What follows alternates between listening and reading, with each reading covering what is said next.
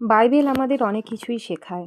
Length হলো 40 দিন উপবাসের এক পর্ব, যা মূলত রোমান ক্যাথলিক সম্প্রদায় এবং তার সাথে যুক্ত কিছু আলাদা সম্প্রদায় পালন করে। এই অনুষ্ঠান পালন করা হয় প্রভু যীশু খ্রিস্টের প্রতি শ্রদ্ধা প্রদর্শনের জন্য, আর এইটা মেনে যে প্রভু যীশু আমাদের জন্য তার শরীরকে উৎসর্গ করেছিল। এই 40 দিন গুড ফ্রাইডের 3 দিন পর যে ইস্টার সানডে হয়, তার ঠিক 40 দিন আগে থেকে শুরু হয়।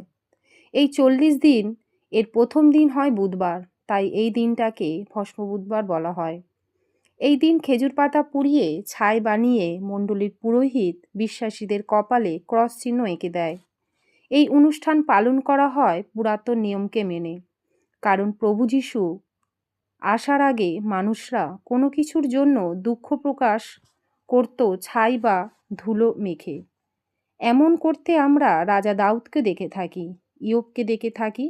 আর এই ভস্ম বুধবার এই চিহ্ন দেখাতে চায় যে ব্যক্তির কপালে এই ছাইয়ের চিহ্ন আছে, সেই প্রভু যিশুর বলিদানের জন্য দুঃখার্ত ও শোকার্ত।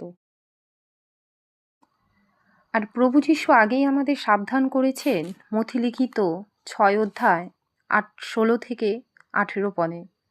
সেখানে লেখা আছে, তোমরা যখন উপবাস করো তখন কপটীদের ন্যায় বিষণ্ণ বদন হইও না, কেননা তাহারা লোককে উপবাস দেখাইবার নিমিত্তে আপনাদের মুখ মলিন করে। আমি তোমাদিগকে সত্য বলিতেছি, তাহারা আপনাদের পুরস্কার পাইয়াছে। কিন্তু তুমি যখন উপবাস করো তখন মাথায় তৈল মাখিও এবং মুখ ধুইও, যেন লোকে তোমার উপবাস দেখিতে না পায়।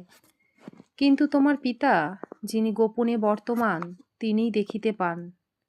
তাহাতে তোমার পিতা যিনি গোপনে দেখেন, তিনি তোমাকে ফল দেবেন। তাই আমাদের অবশ্য সতর্ক থাকতে হবে। আমাদের আত্মিক অনুশোচন যেন কখনোই অহংকার না হয়ে ওঠে আমাদের জীবনে। এটি খুবই ভালো বিষয়, অনুশোচিত হওয়া, পাপ থেকে দূরে থাকা, কিন্তু এই বিষয়গুলি আমাদের জীবনে রোজ হওয়া দরকার। আমি যতটা পেরেছি বাইবেল সম্বন্ধে, ভস্ম বুধবার সম্বন্ধে আমি বলেছি। আমার যদি কিছু ভুল হয় তোমরা জানিও। আর সত্যি আমি একসময় অনেক দূরে ছিলাম বাইবেল থেকে, আমি জানতাম না, বাইবেল পড়তামও না। কিন্তু একটা সময় ভগবান আমাকে দেখিয়ে দিয়েছে যে তাহাকে ছাড়া আমরা চলিতে পারি না। আমেন।